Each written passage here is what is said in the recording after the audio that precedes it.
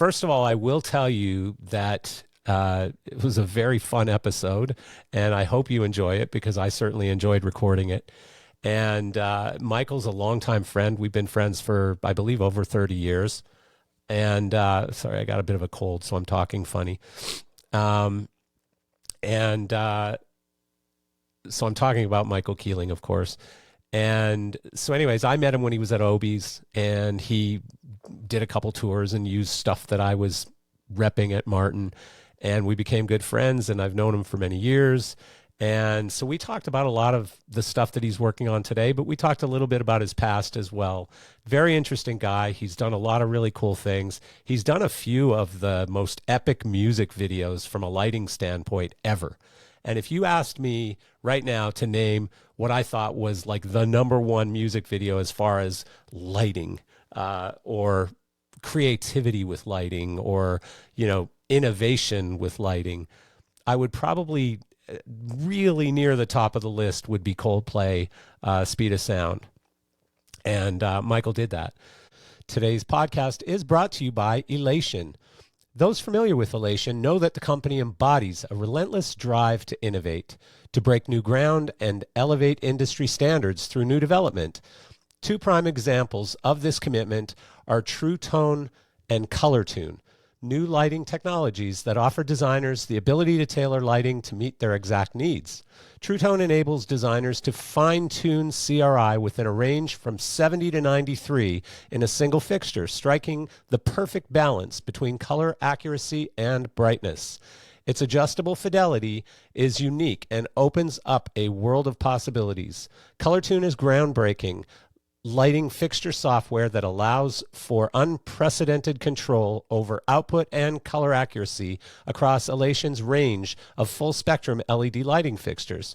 Its comprehensive suite of features ensures adaptability and color precision for the highest quality lighting designs. True Tone and Color Tune, extraordinary lighting technology for elite professionals. To learn more about True Tone and Color Tune, visit elationlighting.com.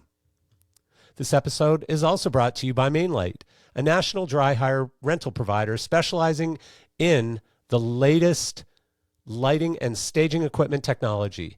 Their extensive rental inventory includes moving lights, truss solutions, control consoles, LEDs, and an array of weather-resistant IP65 fixtures, perfect for outdoor venues.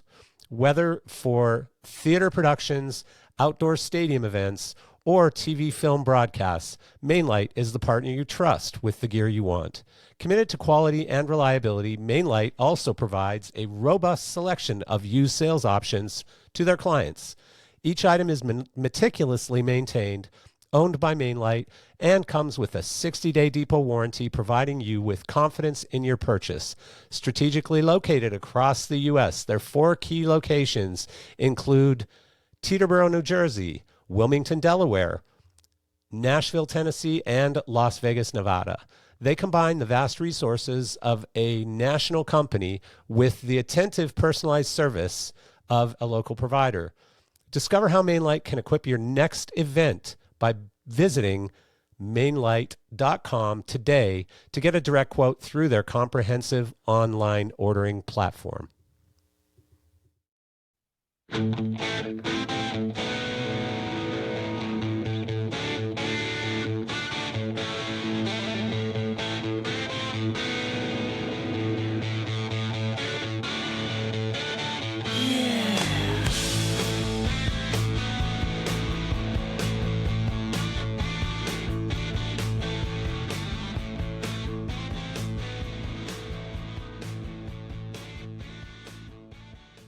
So yeah, couple of things to talk about today. So first, as you probably know by now, if you're in our industry, our friend Craig Burrows passed away. I talked about him in the previous episode, so I'm not going to go too far into that.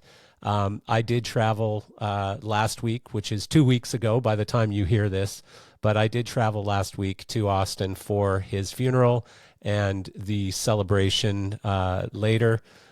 Which was a very cool party, actually, with the Swingin' Johnsons, the industry band, playing, which is Robert Mokry and Tommy Hall and Scott Church, just, good guys that everybody knows. Bruce Jordahl, good band. And so they played.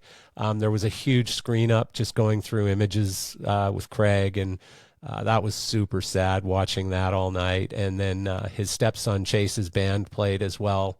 Very good band, by the way. And of course, I got to give a couple big hugs to Kat, Craig's wife, and to his family. And so, yeah, it was a cool event, but it was a really cool event from a standpoint of just being able to see so many people that I haven't seen in a while. Richard Bellevue and Lowell Fowler, two of the founding members of High End Systems. Mokry, I got to hang with a bit, and Bruce, and just so many people, a bunch of other people from High End that I hadn't seen in years. Karen Bowler and Melissa, and just Billy Katie, and lots of people that were just really great to hug and say hello to. And I always say, great party, horrible reason. I'll miss Craig a lot, and I know a lot of people will, so I'm not trying to take your thunder by saying that. Of course, moving on to AI now. So I'm working on an episode with Bob Bonial, who I'm sure you all know, and he's become a big AI guy, and especially as it relates to our industry. And he actually, just saw yesterday, I haven't read it yet, so I can't comment on it, but I just saw that he put out an article about it. So we're booking a date. I'm not sure when it is. It might even be booked by now. I'll have to ask Sarah. But Bob will be coming on and doing a very AI-focused podcast with me. And so a few highlights this week, or the last couple of weeks. Apple Intelligence. I'm sure you've seen this by now if you're an iPhone guy. It's controversial already in a sense. On one hand, Apple's stock has hit a new highest ever. But on another hand, they're saying it's hugely safe, but you've got Elon Musk saying that if it's baked into iOS, it's not safe. And, they're bluffing you by saying it's safe. And he's banning Apple devices from all Tesla, SpaceX, X companies or facilities. So, yeah, it's complicated, I guess. The market is really happy that Apple is doing this, the market being the stock market. I think many regular people who don't understand technology really well, this is going to give them access to AI in their daily lives. And so I guess some of the key functionalities in this Apple Intelligence, which I believe really is just ChatGPT, but some of the key functionalities include managing notifications, summarizing and rewriting text across apps, generating images, transcribing phone calls, which is one that I will definitely use a lot, Safari highlights, math notes, Genmoji, which I don't even know what the hell that is, but I'm sure every kid does, image playground, and enhanced Siri capabilities, which I'm looking forward to because Google phone people are always telling me how, I'm such a loser with an iPhone and their Siri is better than my Siri. ChatGPT 4 exhibits deceptive behaviors. In simple test scenarios, experiments have showed that ChatGPT 4 demonstrated deceptive behavior 99.16% of the time. So what does that mean? I don't really know yet, but I don't think it's going to help generate trust or at least make trust automatic. I think people are going to question it for sure if it's giving deceptive responses or showing deceptive behavior. Here's a weird one. Generative AI models are competing in the first Miss AI pageant this month. So it's basically AI generated women and, you're picking the prettiest one. So I think it's a bit creepy. I'm sure it's going to get some people wound up, especially women probably are going to think this is terrible for women. How can you take our pageants away from us?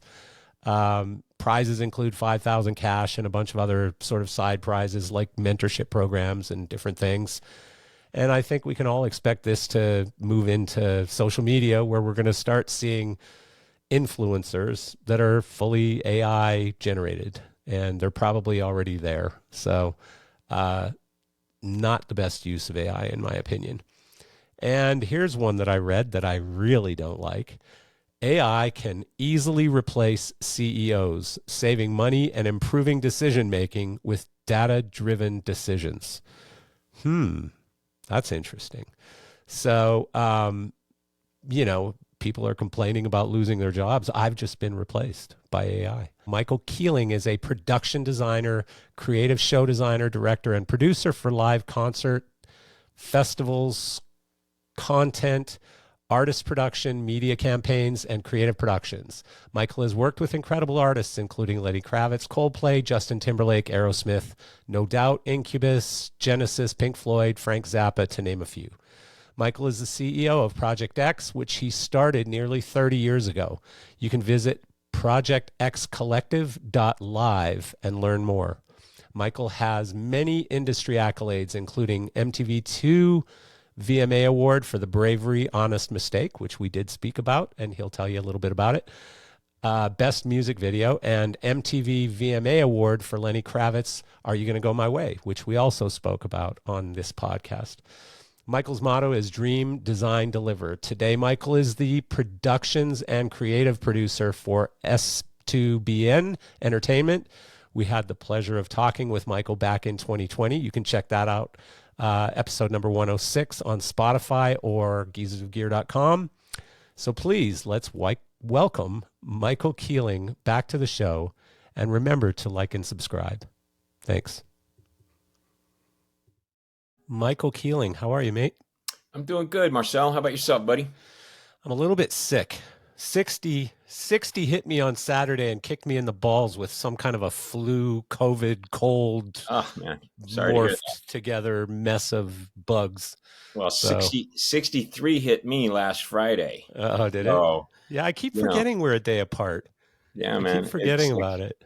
It blew me away when I saw this. I saw so many different birthdays happening right around this time. That just showed that all of our parents were getting it on back in October of the previous year. Seems like a good time. Like, I grew up in Canada, so when it starts getting cold, you got nothing else to do.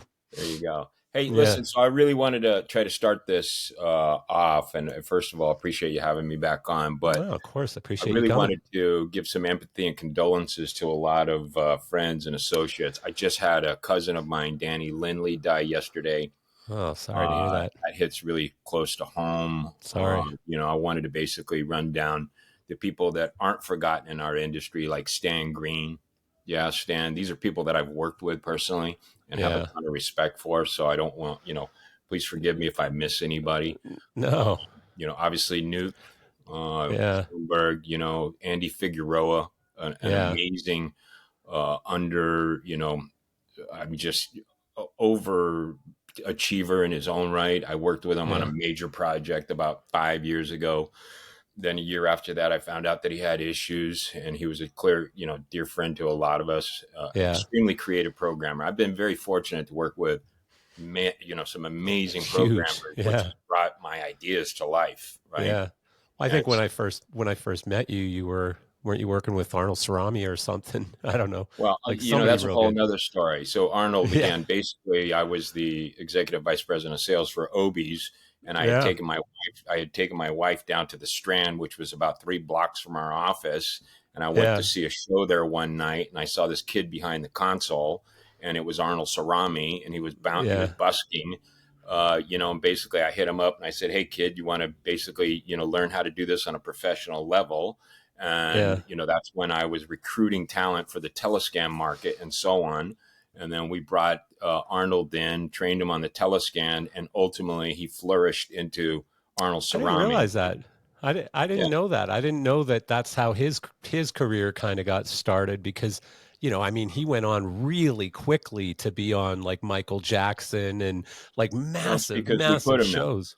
Well, we put him there, right? So ultimately, I've been very fortunate. At that time, I was, the booker basically for Obies. Yeah. Right. And was managing 70-85% of the sales of the concert touring market. So Yeah. when we had the telescans, that was my baby, and Yeah. we had Michael Jackson and we had all these. So we had to recruit talent and get them in the programming mode quickly. And Arnold overachieved. And then ultimately he became our trainer of these people. This is where I also, met Luke Lafortune for the first time. Yeah. Right. Yeah.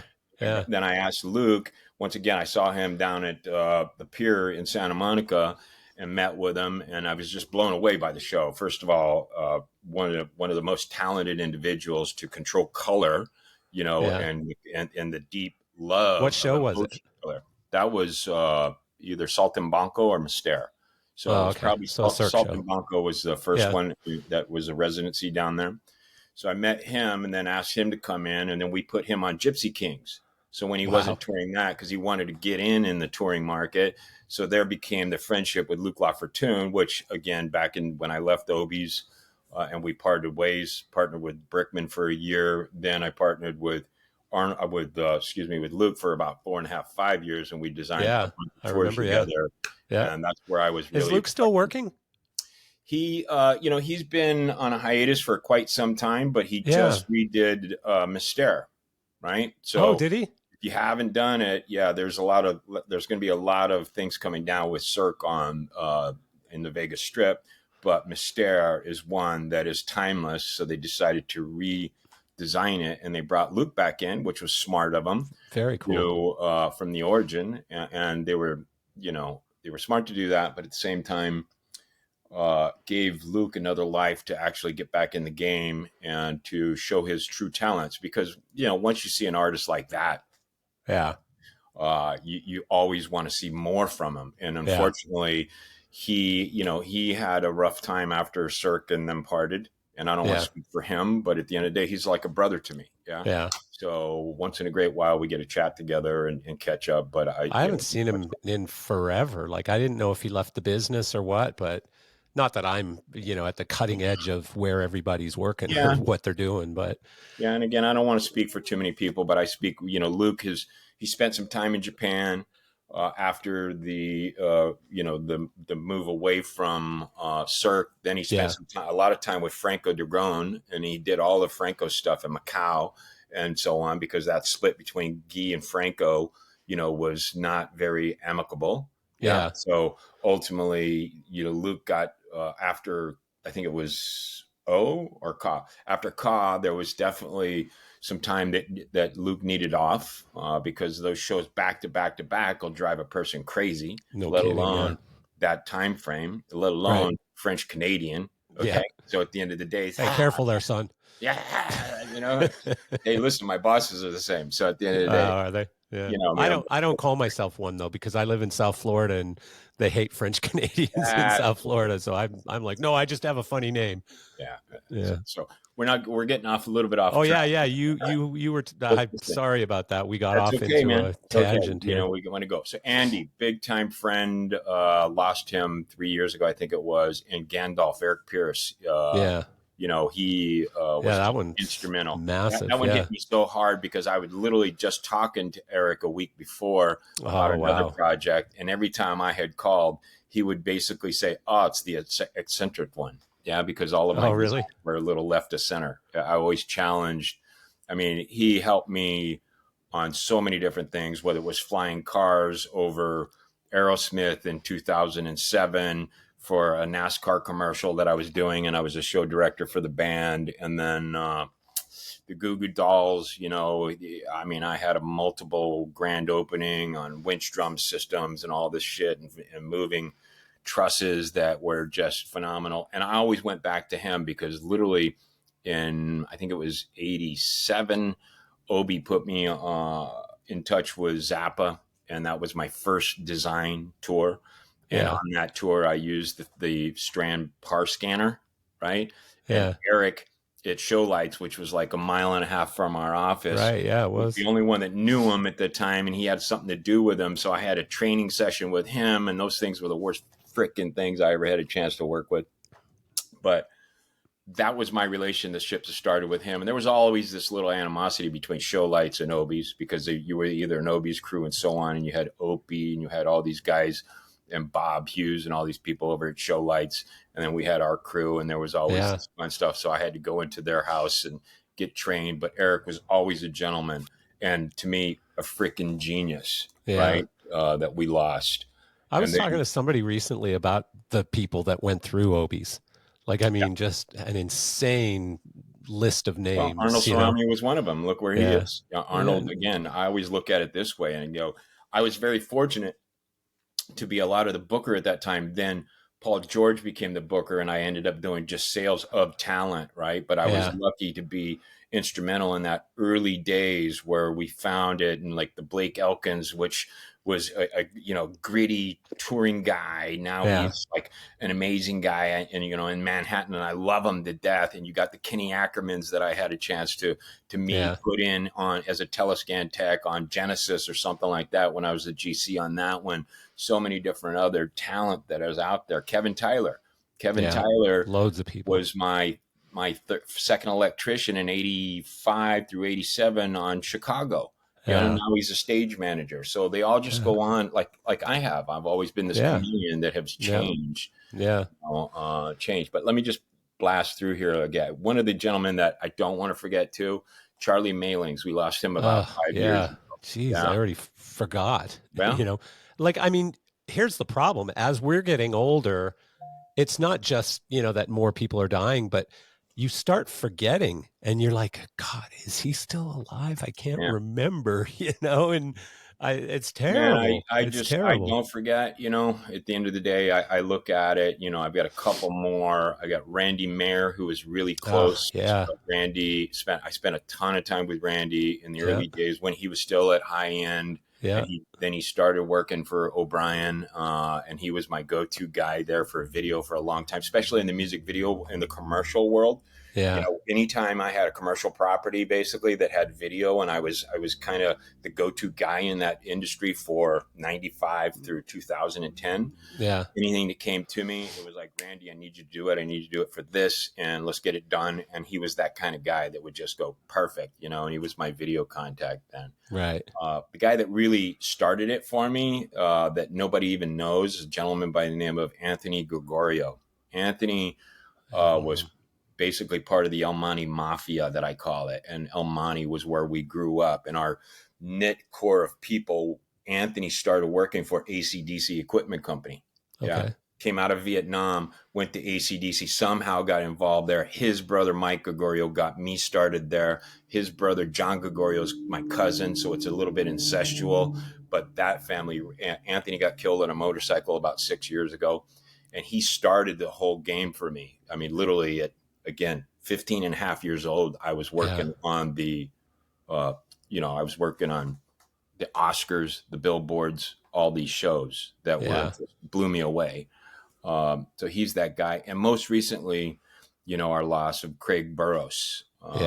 You were fortunate enough, and I thank you for obviously going to the funeral last week. I couldn't make it. His lovely wife, everybody. Craig was just, I have so much respect for his class that he brought to the game, and his genuine, just friendship. It was like, Michael, what do you need? He helped me. Last time he really helped me out was a commercial that I did with Justin Timberlake, which was my fourth campaign with Justin, and I wanted the spiky.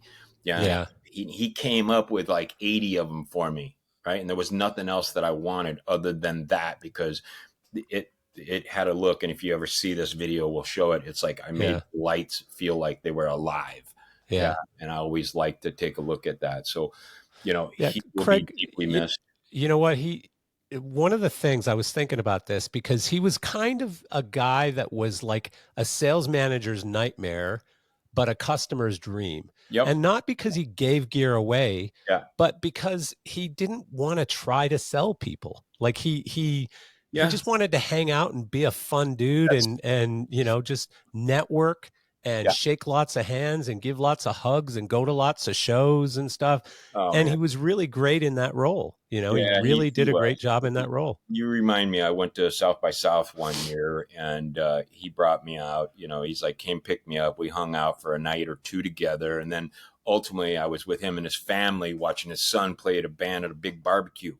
Oh, Yeah, that's cool. and it was a gig, Yeah. and it was like totally removed. I had a band there that I was managing at the time, and then I Yeah. was doing this or that, and I was there meeting with another manager, da da da da. And Craig's like, "Hey man, let's just go left and let me take you I like someplace," that. I and like so that. on. And that's what I loved about him, and Yeah. I will Yeah. always No, I love like that. about him is that he was genuine. And to me, I think I made this very clear. He was just like you.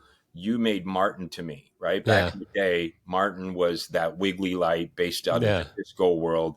And then Yeah. when we were buying lights, the only reason why we got into them was my relationship with you. And you really Yeah. cemented that for me, that then I ended up selling it to other designers and realized it. Same thing with Craig. Craig was the voice and the person in front of Roby.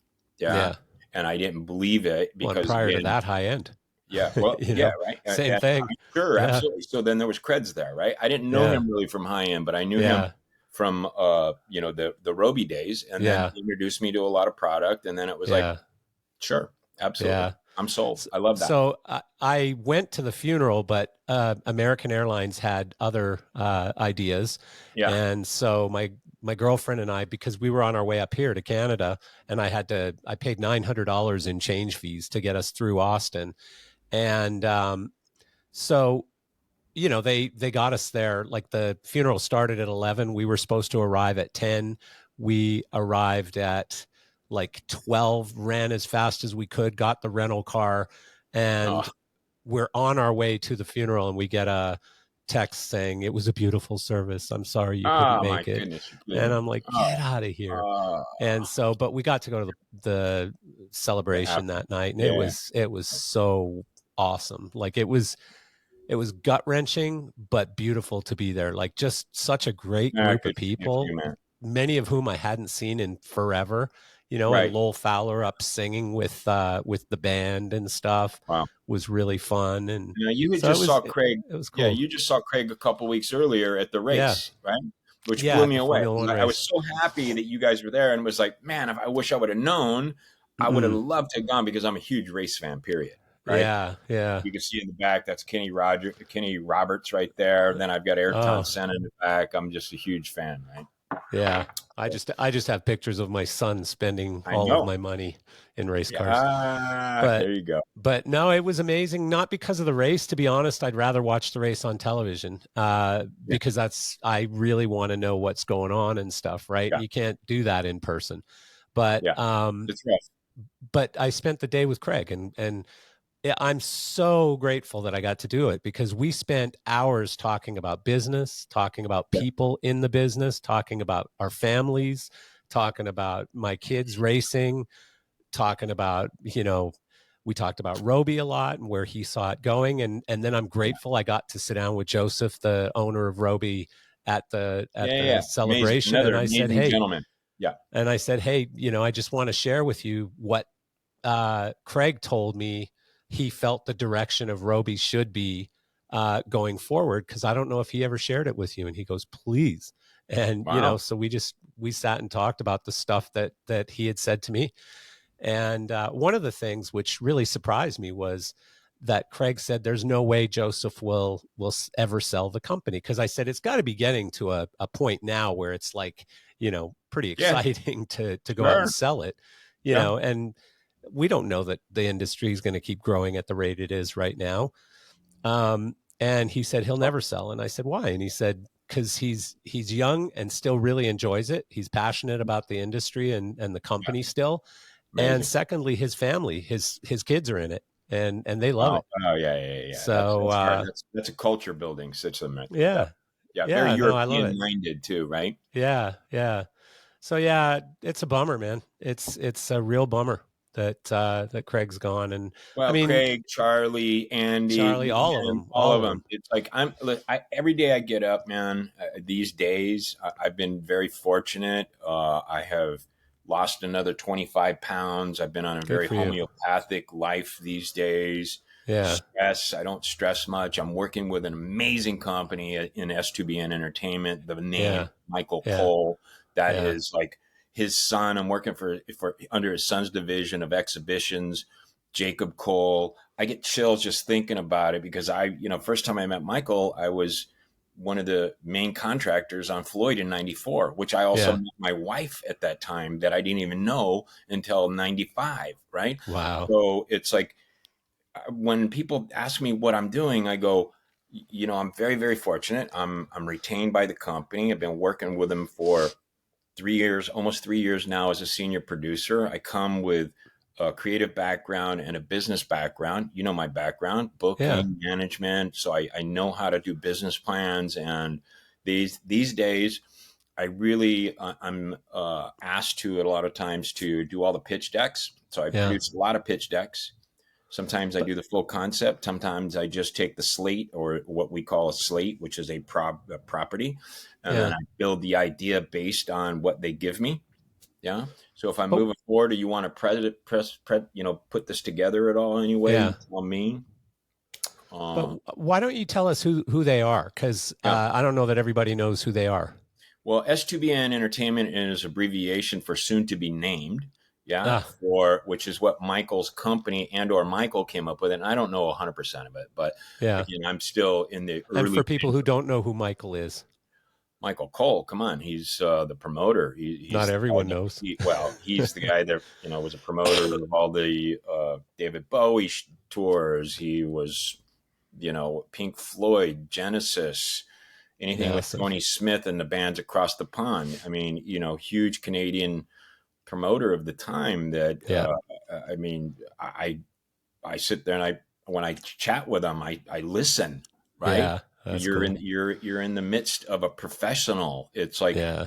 he doesn't say much, but when he says it, boy, he speaks loudly with a very soft tone. You're in a room and you're being, mentored and tutored at the same time. And even at my age, it's like, listen, Yeah. Michael Cole is, he was what was he? One of the original CEOs or board members of Live Nation, and then separated and Oh yeah. started I his forgot own about that. brand, soon to be Yeah. named. So they're heavy into theater production. So he does a lot Right. of stuff on Broadway. He was one of the main promoters, brought the YouTube package together for Spider-Man.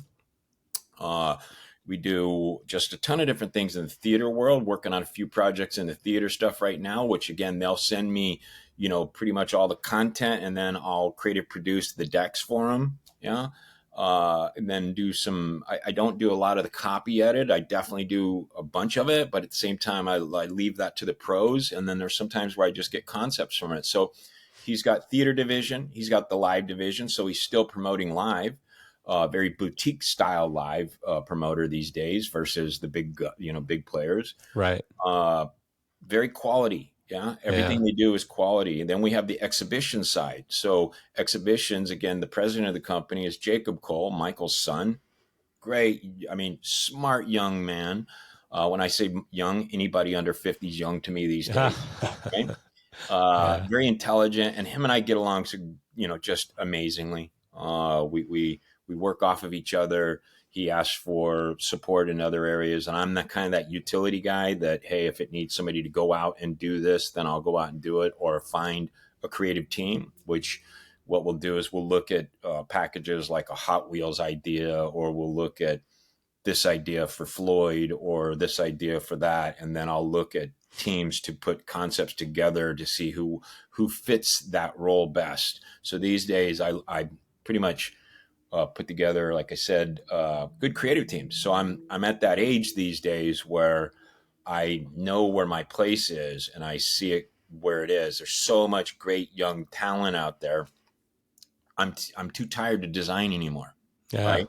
Yeah. These ideas, I spent a ton of years and a pretty sizable body of work that I was very creative. And to these days, I still have a lot of that, just like a Mark Brickman and just like a Jim Lenihan, that are extreme talents. We all get to this point, though, where it's like it gets tiring to continue to come up with these ideas. I don't know if you Yeah. follow Jim at all these days. Yeah. No.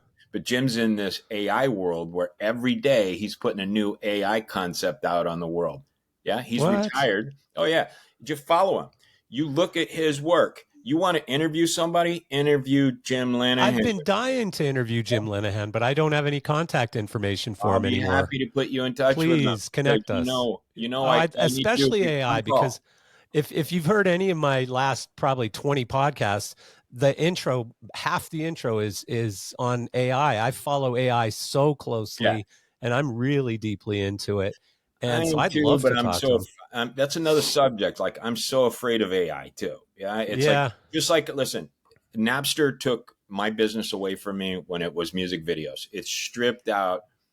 It's literally stripped budgets out from what I was doing, and I was yeah, doing mega music videos. Yeah, where they were all $1 million music videos. I was doing the top 3 directors, all their music videos, all the big lighting gigs. They were coming to me. Napster came out, stripped all that money out from the record markets. yeah, it's true. YouTube came out, and every kid with a camera and everybody with a freaking microphone is either a producer and a director, and it took the quality out of it as far as I'm But it's concerned. And it, progress, okay, Mike. yeah, It's progress. it's progress my ass. At the end of the day, there's 35 millimeter, then there's HD. I would Yeah, prefer to see a 35 millimeter CinemaScope movie than I would a high end HD movie that's all video volume. Okay, I hmm. said this. I've been very vocal about this back in the mid, 2010s that I hated wiggly lights. Why? Yeah, Because everybody just puts it on an effects button and they wiggle like shit. Yeah. At yeah, the end of the day, that's not busking. yeah, That's a cheap way out. That's not, there's a designer and then there's a programmer and then there's the other, right? And I like yeah. when I'm working with a Michael Cole team, that's the same thing. There's a quality within that.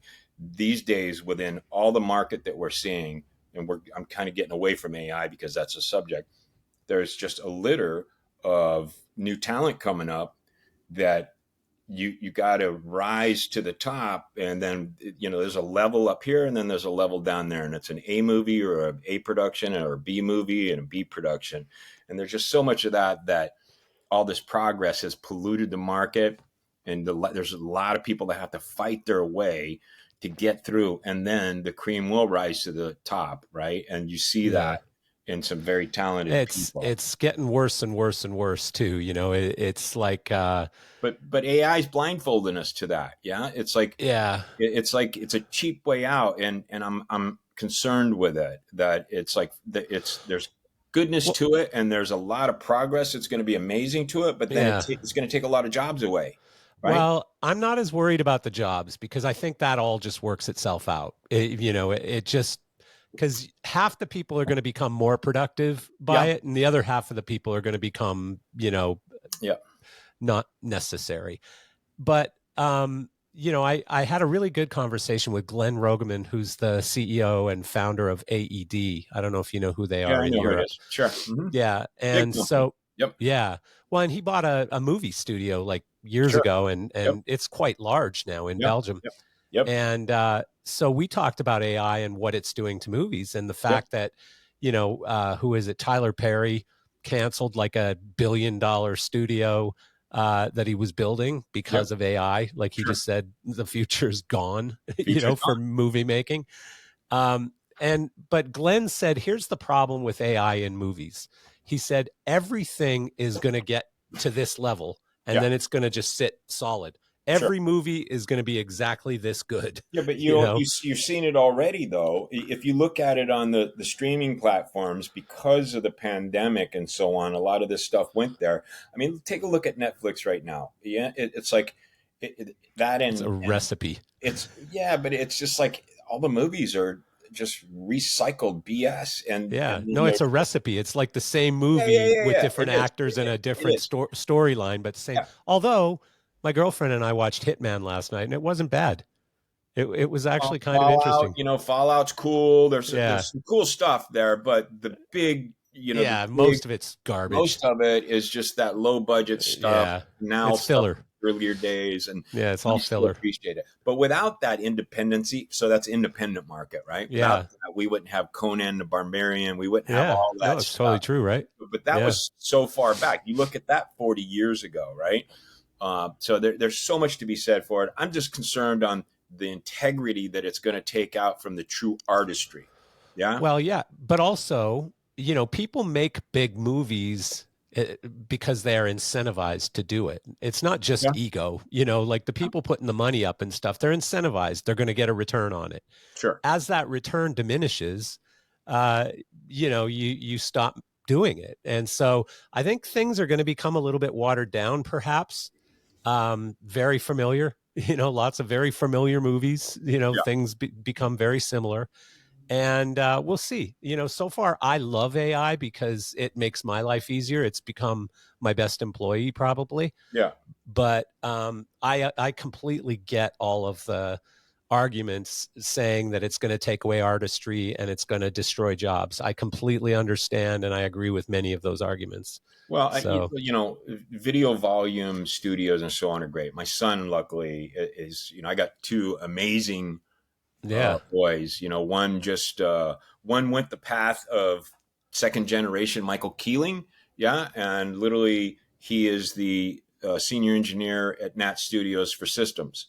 Yeah. Oh, So he's like on another planet. yeah. It's where I used to be. I started out master electrician, right? Yeah. And literally got into it and did all of that work. Well, he became my master electrician about 12 years ago on a few projects. Then he was my production coordinator behind the office on a lot of my stuff for me too. Yeah. And then I kicked him out and said, go get on your own.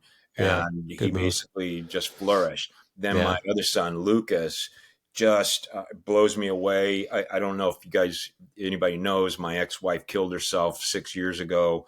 And Jesus, I didn't know that. left my sons without a mother. And at the I end of did the not day, know that. yeah, it was I rough. don't think you've ever told me that. Yeah, Wow. That's this is my terrible. first wife, Candace, which God bless her soul. She was very, it was alcohol, man. Alcohol, Yeah. killed my life too. Yeah. And everything since. I've been fortunate 5.9 months now to be alcohol free, and my life's changed. Good So for you. Good for you. Lucas, both of my sons has survived that mentality of all the bullshit that mom and dad put them through when I was touring. I missed 9 of my son's birthdays touring. Yeah. Oof. So through that collective and then the breakup and this just pollution that we put to these kids in reference to what they had to deal with.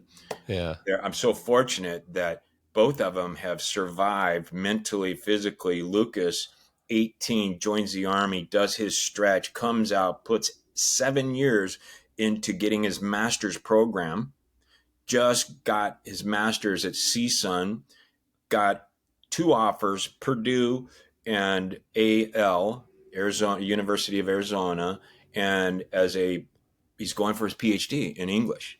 And geez. he literally accepted University of Arizona. Absolutely blows me away. Yeah. That these 2 young men are where they are.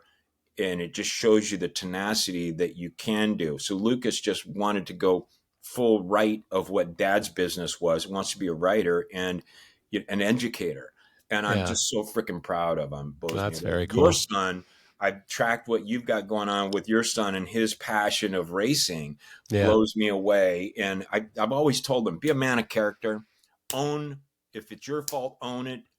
And at the end of the day, treat people how you want to be treated. Grab your passion. This is what a lot of the young people ask me these days. How did you get into it? I lucked into it, man.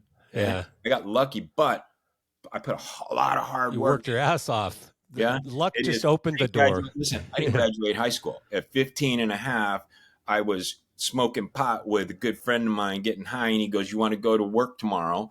And I basically said, sure, because I hate school.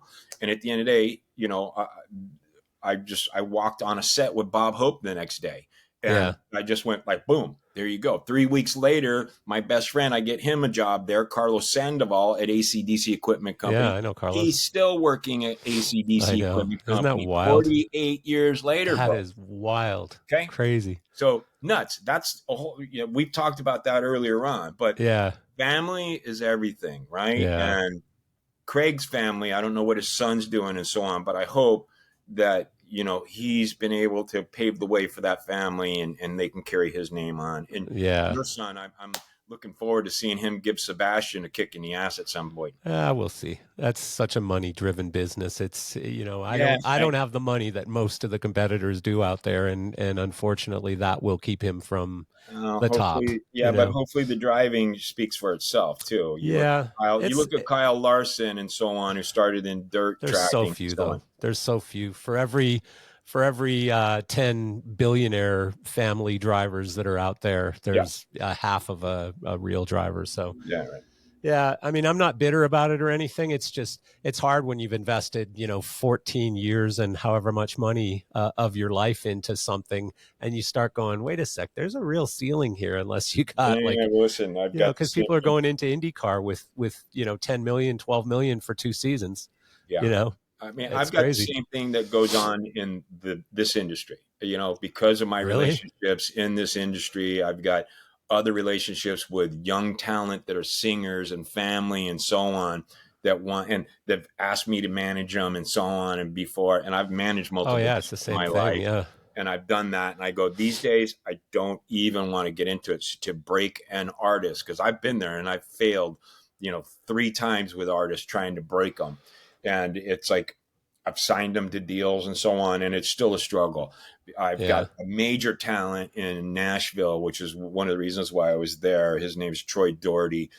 You ever get I've listened to his stuff. You sent me some links. His vocals are amazing. The persona is there, but it's being at the right place on the right time. Getting the viral TikTok video. He's all over or he's whatever. Got 1 million plus. I mean, he's a little prankster too. Started Broadway, He was an actor, moved into it. Amazing young talent. But these guys I basically say, hey, if you've got $1 million, we can break it, because at the end of the day, you got to buy on, right? Yeah. You got to buy on these packages, because either that or you can try to do it organically. And when they try to do it organically, 5 years go by, you're no longer at that age that, you're really being sought after and all that kind of stuff. But I remember back in the 80s when pay to play meant like you're selling tickets for the Troubadour or whiskey or whatever for your gig, right? Yeah. I had to buy the first 30 tickets every time I did the Viper Room or the Roxy with Lunar Drive, with the band still standing. It's like I would just buy the bar, right? Yeah. I said, okay, the bar, I just buy the bar up to a point, $500. It cost me that, and then I would still have to pay for the house, because the bands weren't as big as you thought. And we did that circuit. I did that circuit with 3 bands, and it's like whatever. Yeah. No, I did it myself. I was in bands where, you had to go and sell tickets to make it work. Because if you didn't sell tickets, it was actually literally going to cost you a couple grand to pay the gig, to play the gig. All right. So it was crazy. So good conversation. What's going on? We were talking about and I can never remember the 4 letters. S2BN. Soon to be named Entertainment. Right, of course. Mm-hmm. And so the thing that I worked with you on, the exhibit thing that I helped you get rid of some stuff from, what was that? Well, it's something I really can't talk about. It's one of the packages that, it's a risk reward industry. Yeah. Right. Sometimes they hit, sometimes they don't. These investors go a long way on these packages. Imagine Van Gogh was one of ours. Van Gogh was another one. So then the company produced, Imagine Van Gogh, Imagine Picasso, and Imagine Frida. Then, then they've got part of some of the Marvel stuff and some other cool stuff coming up, some other very big stuff coming up that the contracts aren't 100%. What we've been looking at over the last few years is really trying to find locations. One in New York. I just produced a front end of a big show last year called Balloon Museum.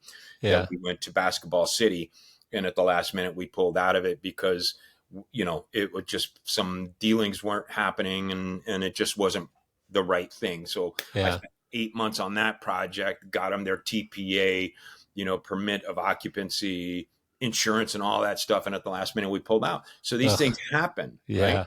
And then tell me though, like these are different than regular tours, right? Like you're not going venue to venue to venue. No, location-based entertainment, right? LBE, location-based entertainment, and that buzzword, immersives, right? Right. So we, the company has a few of the Harry Potter Forbidden Forest co-promoters.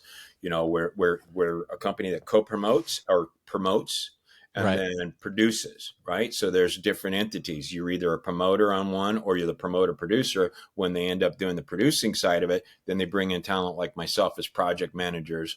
Me, I'm the senior producer. So, and that's more because of my age and the gift Senior. of the resume that I have. Yeah. Yeah. So at the end of the day, that relationship between myself and Jacob, there's a lot of times he pulls on me and he goes, "Hey, I need a production manager, or I need this, or I need a design team, or I need you to do the whole, I need you to give me ideas of design teams for this or that."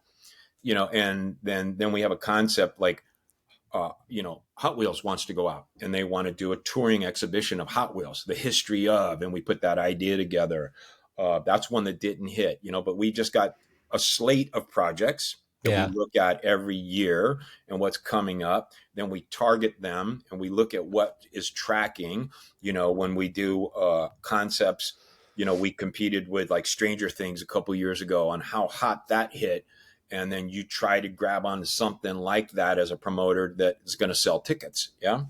Yeah. So we try to develop our own IP at times, Yeah. and Jacob, I don't want to speak for him, but he's a documentarian from way back. I mean, he traveled with his dad on many, many plane rides and did every show on the Bowie tour that you can imagine at the What a age of cool 8. upbringing that'd be, I huh? mean, listen, Pink Floyd, he was not, he may have been 12, 15 years old and all that stuff. To be in that same room and to be a fly on the wall would have been amazing. No, Yeah. yeah, no But kidding. again, I look at Jacob, he was trained by his father, and he obviously went and he was schooled.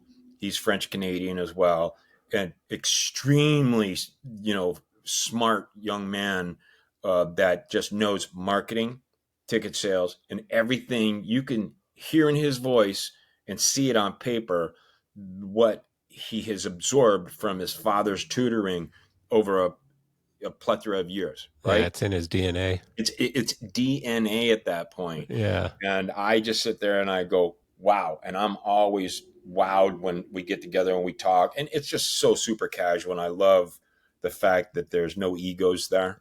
Yeah. It's just like, hey, let's get I it done. didn't. What can we do? Is it a sensible ROI? What's the Yeah. investment? Where's the capital?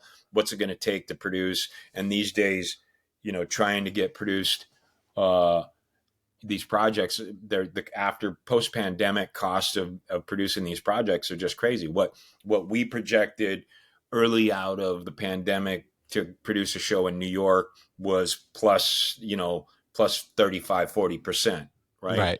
Everybody, the cost of a technical director that used to be $800 is $1,500 a day, and we kind of giggle at it, right? And Yeah. just go, dude, if you know Michael Keeling, we're not paying that. So at the end of Yeah. the day, I'll get around it and I'll go technical produce it myself if I have to, right? Yeah. To get a project off the ground. Yeah. So if not, we'll find some extremely talented people for that area of talent. Now, that's not saying that they're not worth it because of the cost of living has gone up and so on, but we just can't pay those kind of prices and still be profitable in this business, Yeah. Yeah. I right? mean, the economy of the job can't afford it. Well, It that just because doesn't then you fit in just the. like it's just look at the Otani factor at Dodger Stadium now, right? The cost has to go up. I can't even like I used to go to 10 games a year, and Yeah. I'm the biggest Otani fan there is. Dodgers, hey, go, But Yeah. at the end of the day, the fact that you get people like him, Freddie, Mookie, and so on a team, the cost of a ticket goes up. The cost of a Yeah. beer is $16 for a beer. Luckily, I don't drink beer anymore. So Yeah. In same, Miami, when we got Messi, the yeah. tickets for Inter Miami went from $40 to 400. Yeah, insane, right? So the same thing happens on the other side when it comes to these packages, right? So every time we do it, it's like, all right, what do you do with these packages? Will it sustain a union market or will it sustain is it an independent market? So Right. there's a lot of factors, and you want to give the union brothers their love. at the end of the day, as a producer, sometimes you got to go in with brass knuckles and you got to Yeah. bust some deals up. And you know Yeah. me. So at the end Yeah. of the day, I've got no problems with cracking a few eggs. No, Um, and I taking think some you're well suited to the role, put it that way. been lucky, and but then again, you got to walk with delicacy. There's Yeah. times where I've been accused of not doing that, and there's times where it's like you got to be the adult in the room. You got to be Yeah. able to take chances, and Yeah. I you mean, also have, diplomacy only goes so far. and You I know? did that with the Italians last year. I Yeah. went to Rome twice, and diplomacy only went so far. Yeah, Yeah. and it's like So, you can only teach people how you can only consult to people and try to teach them how to do things in America yeah. one way, and if they're not going to do it and it costs more money, then you have to evaluate it, and Yeah. then you got to figure out whether Yeah. you want You to move know the forward game. with the You project or know the not. game. So you're basically captive by these guys now, right? Like you're not doing 20 other jobs or anything. I'm always juggling, bro. It's like Yeah. I'm on a retained period with them, and I'm very fortunate. But I'm pretty much, I was full time for 2 years, and then the slate's cleaned up a little bit. We've got a couple big projects that we're on, so now I've basically gone to a 50% time frame with them. Right. That they're my first right of refusal on anything, and Yeah. that's a good thing to have. But then I've got IPs that I'm developing a concept called Country Strong. Cool. I've got, another Bowie concept that I've been working on. I'm partnering with another gentleman that I'll have some news out in probably about 3 weeks, that ultimately he's a strong technical and creative in his own right. And I may come back into the creative market a little bit because I want to manicure what it is that we do. Although my ideas have always been a bit grandiose, and I like big scale. If you see the lighting jobs that I've done, Yeah. Coldplay Speed of Sound, it's Yeah. like that started out. We're not going to, from the director, Mike, we're not going to do this like Lenny Kravitz, because he was the director on Lenny. Yeah. Yeah. And he goes, I don't want this to be another Lenny of all lights. And then I go, great, Mark, let me just show you this cool product. Boom. And that was like 6 months before the Versatube even came to the market. Yeah. He said, here's this product. And he goes, oh shit. And then he goes, wow, this is cool. Next thing you know, he shows it to the band. He goes, okay, I want you to do we're taking the biggest stage in Sony. They did it on they shot Wizard of Oz there. And I want you to do this giant cyclorama of these lights. Well, I ended up purchasing, because the band wouldn't buy them, the first LED, at that time, creative LED, that was ever on the entertainment market. I bought and brought it to the United States and put it on film. I Yeah. had used it on one music video prior to that with Audio Slave, where I think I had 36 tubes and I made some picture frames. The Coldplay ended up being right at about 1,000 tubes that I ended up I purchasing. forgot you did that. Like that Yeah, that was such an iconic video. It was yeah, just so yeah, cool. yeah. That was Coldplay Speed of Sound, bro. Speed of Sound. Yeah. Speed of Yeah, Sound, right. got very lucky. So when we say that, when I look at, 1993, Lenny Kravitz, You're Gonna Go My Way. I was right on the cusp. Another iconic video. Yeah, I That's a was right really on the cool video. cusp. But this is when I was pretty tight with Mark Brickman, and we had just started him, another gentleman. They started Propaganda Live. So Propaganda Films, I had worked with Propaganda Films prior to that on multiple campaigns, Coca-Cola commercials, where I first met Michael Keller, I think way back in the day, doing some New Kids on the Block stuff. Well, we had started a vision called Propaganda Live from Propaganda Films, because they needed a company that could do these big concerts within the film industry at that point. They didn't have that. So Mark's worked on the side there. I ended up getting a call to the left of that from one of the producers and said, hey, and this is when I was the VP of sales at Obies, and Yeah. it said, we want you to design. And it's weird because I was actually in New York on a Michael Bolton. Michael Bolton was one of our biggest clients at the time. I was at his birthday party, and I get this call, and then they FedEx me a cassette, and I still have the cassette. I want you to listen to the song, because we want you to design this thing for Lenny Kravitz. And I went, love the artist, put the song in, first 30 seconds. I basically had the vision. I went, oh my God, this song is like on fire. I've got it, because it was a predecessor. It was predecessor to me. hey, we want to do something like you're pulling up in a foyer of a Las Vegas canopy of lights. Right? I went, boom, get it. Got the idea.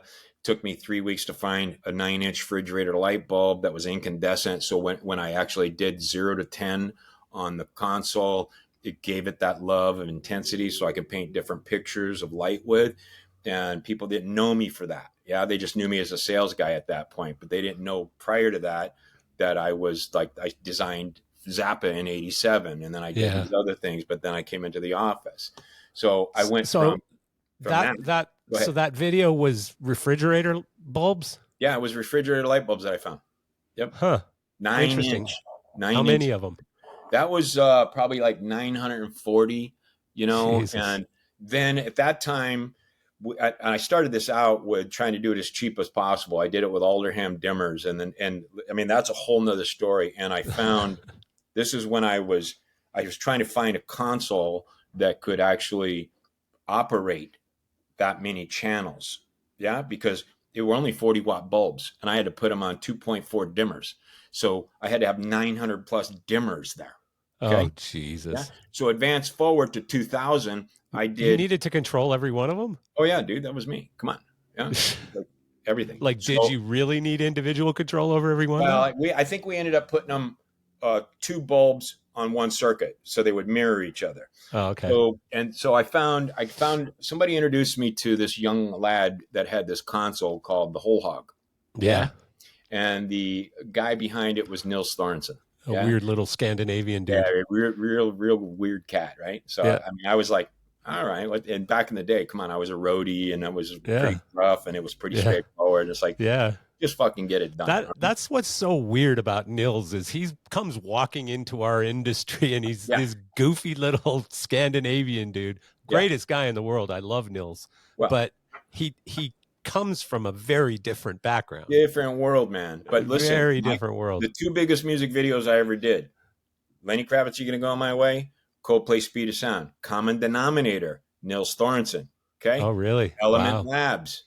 Big part of that. Yeah. So Nils is pretty solid. I mean, he and Bill Lotsko were my programmers on that. It's a funny thing. It's like this big apparatus is on the ground with these 900 bulbs, and I basically have a napkin, and I show them how I want these patterns to look. And I go, I want this like blade of light turning around. Then I want to do this very origami type of stuff.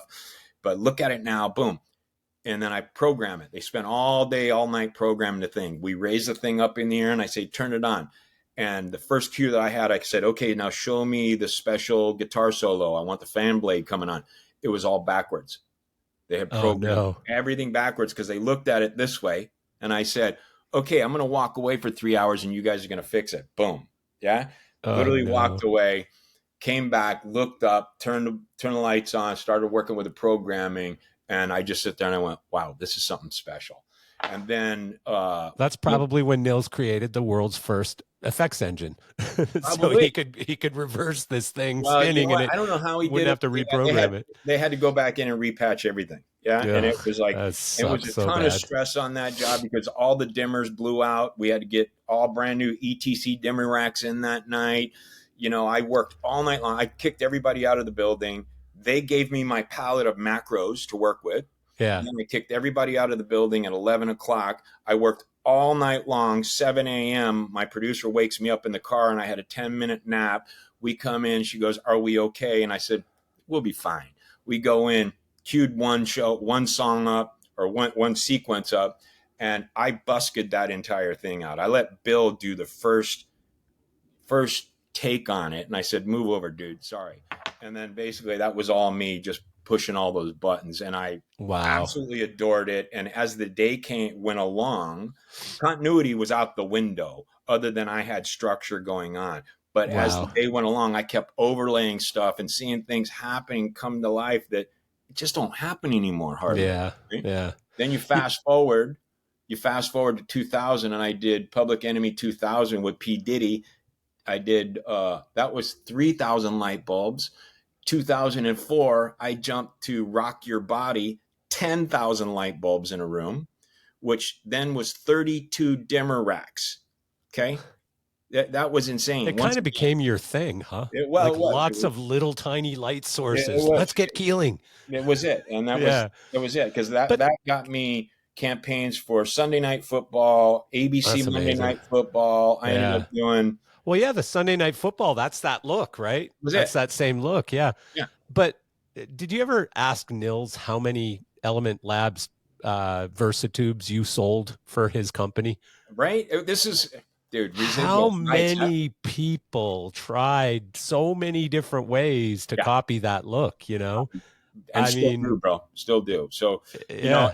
that's when, if I would have had to do it, this is what I told my agent at the time, and luckily I had an agent that was booking a lot of these things for me. And it's like, okay, I'm in this project. How do I get an attorney and figure out how I copyright this, because it's going to get copied. When it was the light bulbs, my attorney basically said, Edison has the patent on the light bulb. You can't copy it. And I said, no, but I can copy the sequencing of it. So Hmm. all this video content and so on that does a lot of that replication of the looks that I've done, at this point, all I can do is be flattered by it. I wish I had a Hmm. nickel for every time I saw it done. Yeah. Because that, when I did CBS Mondo campaigns, and a big part of all of this, and I can't go without it. It's not just me, as like I always say. I've got the teams behind me. Donald Yeah. Belli, Martin Phillips was a big part of that. Once again, Martin Phillips, a great designer in his own right, started out as a board programmer. Yeah. Yeah, so he was my guy on Rock Your Body. We literally, were the first time we broke ground. We had 5 walls of lights, which needed 5 uh, whole hog PCU units that talk to each other to do the programming behind that. Unfortunately, we went very overtime on the budget side of it because of some lingo and so on, but Martin pulled that together for me. And then I used Martin on, at that point, on Coldplay Speed of Sound. He and Velo Verkhaus, I had Velo came to me as an animator, and I did real-time animation on set while I was programming, and we did split sems audio stuff. So when you see that video, you'll see Chris singing the harmonies in the choruses, and that's actual live activation of his vocals picking up there. So we Wow. did that, and that was a challenge by Mark Romanek, the director, and asked me if I could pull that off, and I went, dude, anything's possible. Just give me more money. We did that shit within 48 hours. We were on set shooting that stuff, right? Wow. And that was just one of those projects. So when I did Lenny, I realized that was special. When I did Rock Your Body, I realized how special that was. When I did That's another cool obviously video. Coldplay, I realized how special that was. And then I've just been very, very fortunate with the Yeah, you had people. a really good run there. Those, I mean, those are big videos. Really big. Yeah, I mean, Good on you. I've been, I don't know, I've probably done 60 to 80 to 100 music videos. A ton of them I forgot. A lot of them, there's some. Then I started getting bored. It's like I was Yeah. doing lighting, and basically I was working with great set designers that were taking credit for my work, right? And at Yeah. the end of the day, that's when ego got in the way. And literally, I started production designing music videos, and Yeah. then literally I wouldn't take a job unless I was production designing it. I wouldn't take a job in touring unless I was a show director or production designing it. And there was that period of time where everybody wanted it, that Lenny Kravitz look. Yeah. Luke and I did the Dixie Chicks in 2000. What did they want? Lenny Kravitz canopy, right? So it was like, Oh, okay, really? how many times can I see that happen, right? It's Uh, like, I'm freaking bored. So yeah. Well, that's like Brickman putting the circle of VL, yeah, yeah. VL, whatever those were, Yep. fours, weren't they? Were they Oh fours? gosh, I can't even remember what they were at that time. I think they I were think twos. I think they were they twos. might have been twos. Yeah, actually, they might They have been weren't twos. ones for sure. I think they were twos at that time, or they were Yeah. DL5s. Weren't they the fives? No, no, they weren't. I don't think they First were of all, fives. I thought they were fives, and my Brickman favorite corrected light of me. all time, What, the VL5. VL5? Oh my God, so good. Yeah. So good. And there's some nice new little, like, have you seen the Mac 1? That Mm, thing is so cool. I mean, it looks a little VL5-ish, not yeah. not even close really, but it weighs like, I don't know, 10 or No, 11 pounds yeah. and is pretty bright and is fast and tiny. Like it's this Yeah. big, it's tiny. So I'm cool. still listen. I'm still a traditionalist. I know. I like the effect of sustainability, and that's a whole other thing we can talk about because I'm a Yeah. huge sustainability freak. I Yeah. love the idea of LED on a wall. I don't like looking at non-homogenized LED. Yeah, Yeah. I hate it. I think it's tacky. Once again, I'm a You traditional don't like artist. dots. You don't like the dots. If you know me, I work from sketches to to renderings. I started out that way. I work in capture. I work in all these programs these days, but I'm a traditionalist, and I've got that. I worked with Brickman on sketches. I've worked with a lot of artists on sketches. I've seen the Jeremy Railton massive looks that are real talent drawings. Yeah. And so I'm a very big traditional on art, and my relationship with Luke, when I see an LED, I see the functionality of it, but it still does not give me the love that an incandescent does. It doesn't Yeah. give you that warmth. It doesn't give you that emotion that an LED does in color and or in dim ratios. But there's an Yeah. effective use to it. And unfortunately these days it's it's just obliteration of light. It's like Yeah. it's It really overload. is. It There's a really lot of is. talent out there. I see a lot of my friends out there, and it's just like obliteration of lights in your eyes. And I go, Yeah. okay, How many fixtures can we fit? You know? well, that it was like one of my biggest complaints from Aerosmith 2007. I had 16 truck tour, and there weren't enough lights. Yeah. Yeah. And when I left the tour, they added another truck of lights, and it's like, okay, Yeah. who chose this? Well, the wives. It's like, all right, whatever. That's funny. That's funny. But like when you think back, because when I started working with you, I know you were really big on telescans, and that was like the Mac Daddy of lights. Like it was Analog just mirror, bro. the Analog mirror. That's beast of fine. lights. Yeah. But the thing is, when you look at how relatively dim it is now compared to Yeah. LED fixtures that are Sure. out Sure. there, Yeah. Sure. like the Elation Proteus. I don't even know what their brightest ones are called anymore. Yeah. Atlas or Brutus, or they're just Prometheus, whatever. The they're engines in them are phenomenal. crazy bright. Yeah. Crazy Yeah, bright. but how bright do you need it to be? Well, this is a question, right? And Well, this for to camera, me, yeah. yeah. For To, camera, you don't need it that bright. So there's been a whole different thinking on the camera back in the day when when we were shooting. Your DP told you this is what it needed to be. Yeah. yeah. And anything over that blew out the irises and Right. so on. These days, people are liking that effect now, right? Yeah. And everything looks like an 80s video tube camera. Yeah. And Yeah. it's just overblown and over contrasted, or there's just lack of education in the true cinematography behind it. Right. Yeah, I had that conversation though, as far as like, does everything need to be that bright? I had that conversation with Robert Roth one time on the podcast, and he said, everybody thinks that every light needs to be 50 bazillion lumens. And it doesn't. Like, how Yeah. about a nice, a replacement to the old like 700-watt lamps or Yeah. whatever, like Yeah. the mid-size moving light. And now I think there's a lot more of that stuff. Like all of the companies sort of have a much fuller range now, where you've got the littler ones, you've got the medium ones, and you've got the big tough guys, right? Well, that markets the theater and the opera and the Broadway market, right? Which that's whole nother talent. The Natasha Katz, the Jules Fishers, and those people. They swim that path to me of design that is just a beauty in its own right when you get a chance to see some of their work and how isolated a spot can be. Because to me, somebody asked me what my favorite colors were, and I said black and white. Yeah, those are my favorite colors. For a designer, cool. That's what you work with. After that, you have black void, you create white light. The best look is Sinatra spotlight or a Michael Jackson spotlight. I look at it and I see in my mind right now, Michael hat tilted down, silhouette, bang, see it, right? That's like one of the most beautiful. poignant looks there is. Oh, absolutely. Who's the king of that? Mr. Peter Morris. Hello. Yeah. Right? Yeah. That's so true. That's so true.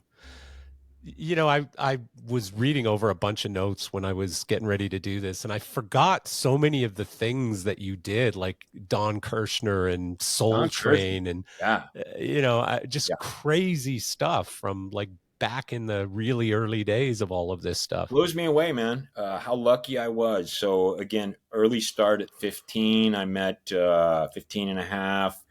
At that time, I drove a 5-ton truck to Vegas for Circus of the Stars. Yeah, didn't even have At my driver's 15? license. Oh my God. My boss says, go. Carlos had a license. Him and I went to Vegas, one of the first travel shows we did. I ended up doing spotlights after that because we had ACDC Equipment Company pretty much had the monopoly on CBS, NBC, and so on. The only competition after that was Olson's. Yeah.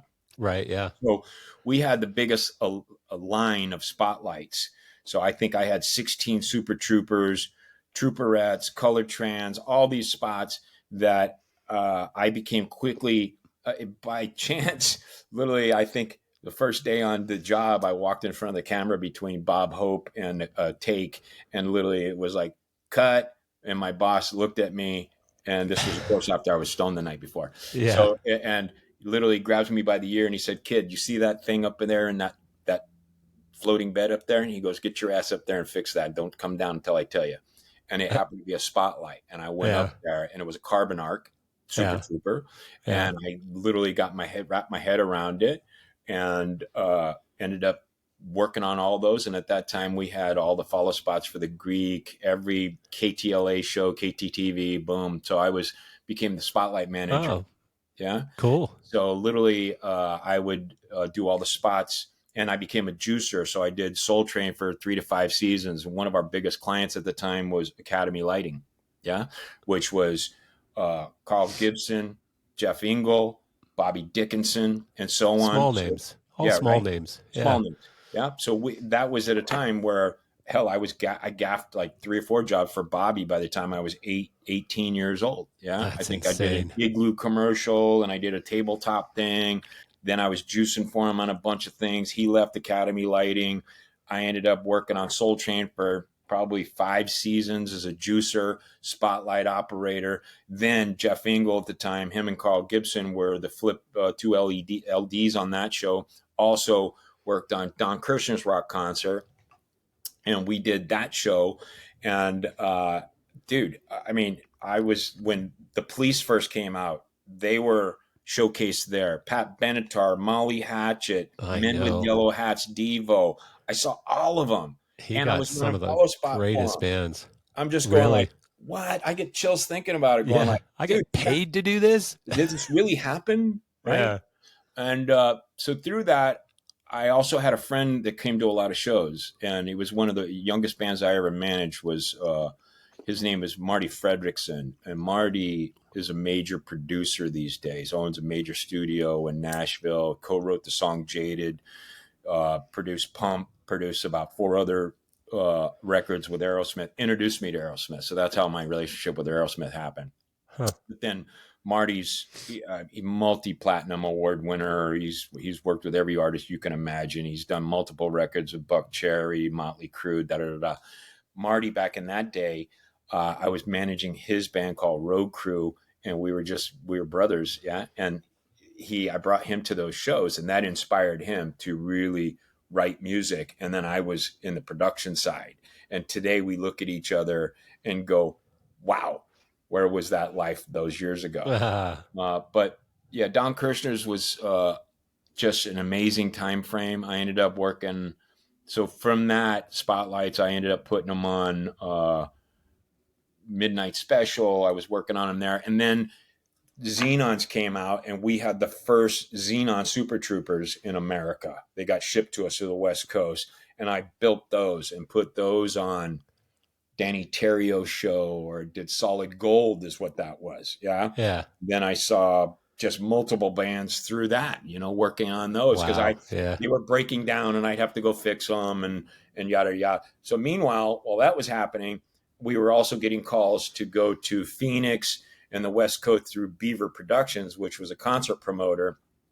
And I would pack up 6 spotlights and I'd run out for the weekend on a Thursday night, Friday, Saturday shows at Saddle Dome and all that stuff.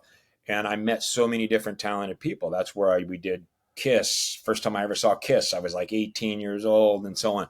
And one time I went and I did Rush. Yeah. And I'm sitting in the bathroom. Next to me is Howard Ungerleider.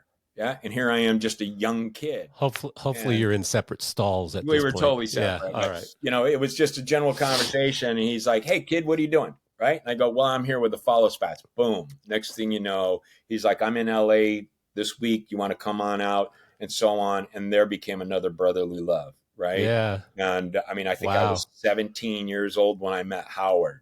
And I had run into some problems with DUIs back in the early area of my life. And I had talked with Howard many times about trying to get me involved with C Factor because I wanted to go concert touring. Yeah, because I got the bug from spotlights being at these live shows, seeing Heart and all these bands and so on. And he's like, "Dude, you'll never end up touring in this business. Why?" And he goes, "Because you're DUIs. You'll never be able to get into Canada. You won't be able to get across the board and so on." So I don't know. It was about 20 years ago. I said, "Look at me now, brother." Yeah. That's funny. That's funny. I love Howard. You put your passion to it and you basically go, "I'm going to get it done one way or another." Yeah. And one thing led to another. Those spotlights, I became the manager of the shop. And then we started, again, I was doing massive power jobs that I did massive generator distribution and transformer distribution for every major show that you can have in town. And then we were doing Mickey Thompson Super Bowl of motocross, all of that stuff. Beknownst to me, we ended up doing a show with a company called Obies. And then I did another show called a movie called The Rose. And the designer of that was Chipmunk. Chipmunk, if nobody knows Chipmunk, he was the original lighting director for Woodstock. Hello, little show. Yeah. And he was the original road manager for the Stones. Chip took me out to lunch one time and they basically stole me from AC/DC, introduced me to Obies because they didn't have somebody at that time that did sizable power distribution. So I got thrown right into Coca-Cola in '88. And I think prior to that, I ended up doing a Toyota National Convention and the relationship went along. I ended up doing a bunch of shows with Chip for a few years, Beach Boys, after show baseball games. So he mentored me a lot in the early days, just showed me structure and so on. And I appreciated it, just absorbed everything I possibly could, and then that's wild. Then I ended up touring for many, many years. Yeah. You had some good mentors growing up in the business. It sounds super lucky, man. Super lucky. I mean, I met some amazing people. Met a lot of young promoters at the time. Scott DeVos out of San Diego became our GM at Obies after a period of time. A lot of tons of great relationships. Greg Harriman out of San Diego. I used to do a bunch of stuff in San Diego too. It's such a cool industry for that. I mean, just the relationships that you have in this industry and how nice those people are and how, their life relationships. I don't know that those happen in every industry. No, they don't. It's like Wiseman and I don't talk a lot these days, but we spent so much time developing, a touring compact truss system for the Very Lights that was in competition with the Morpheus unit. That was the big thing in my game. After developing the Telescan and the Z-Scan being a big part of that, which was an idea of Peter Morse and I on a napkin at one point. Hey, what if you put a mirror on a Xenon? And we sketched it out. Boom. Next thing you know, I was patenting it. Right. Yeah. And then it was like, didn't it start with something about an airport? I remember Peter explaining it to me. Not sure, to be honest with you, how something really, I think Peter and I were at dinner in Tahoe, working on, some god awful movie that we were doing, but it was an amazing movie, but it was just didn't get it credit that it was Showgirls. And then I was out to dinner with him one night and he's like, "Have you ever thought about putting that mirror on a Xenon?" So of course I went, all right, put it to the engineers. We looked at it And then we built it for Pink Floyd as the front of house spotlights. Yeah, Yeah. all operated one operator for 6 follow spots there, and we ended up putting it on Yumi Matsutoya. Mark Brickman was the catalyst to that, Yeah. and then it had its own life. It wasn't as infamous as the Telescan 1 and 2, Right. because that again was an analog motor on the mirror versus a CyberScan, which was a digital, and it had that it gracefully sweeped in, and it had a 1200 watt HMI, which I was a fan of at the time. Yeah. And versus the Telespot and those other things, which were a lower end vibe to it, but they had their own market. Those things were like a game changer, or something that sort of separated Obi from the rest, I Yeah, guess, lucky. in some sense. Yeah. Yeah, No, yeah. Well, we I did. mean, definitely. Yeah, But that landed them a lot of the big sure shows, did. the Sure did. the Michael Jacksons and Pink Floyds and all Well, of I mean, those we didn't things. have the major contract behind the total thing, but that allowed us to get in the conversation, right? Right. Because then I was a packaging. So on Pink Floyd, we ended up doing all the North American stuff because Chameleon did a relationship with Mark overseas, but I ended up being awarded the contract for all the telescans, all the projectors. We ended up doing lasers and a couple other things that I ended up being the contractor on, which then Yeah. rolled over into Genesis. I ended up was a GC on Genesis in '92, the We Can't Dance tour, that then just dominoed into many other things, right? Yeah. But we Yeah.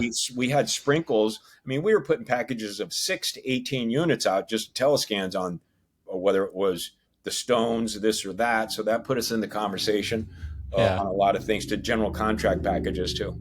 Yeah.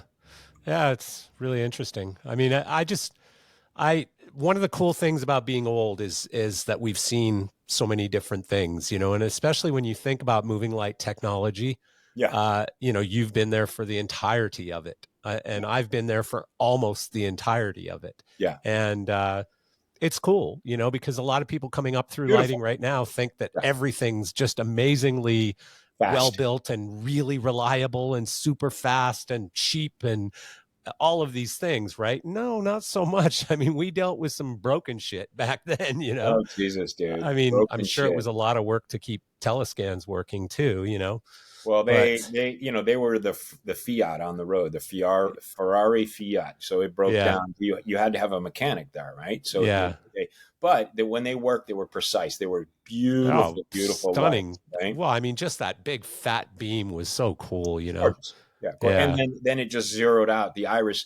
Again, I was a huge fan of the irises. Yeah, so yeah, because of the Super Trooper and the iris on that, and yeah, it's just the beauty of it. I'm a huge yeah, fan. I've been very fortunate to work cross platform between rock and roll theater, working with Peggy Eisenhower yeah, out of Jules Fisher's office, and seeing her design for Fishbone, and then seeing her design, for an opera or an operatic show, and being part of that education, and seeing her work on CSN. Yeah. yeah, And then yeah, seeing the talent cross over between there and absorb that in the brain and utilize that and pull that when you need yeah, it, right? yeah.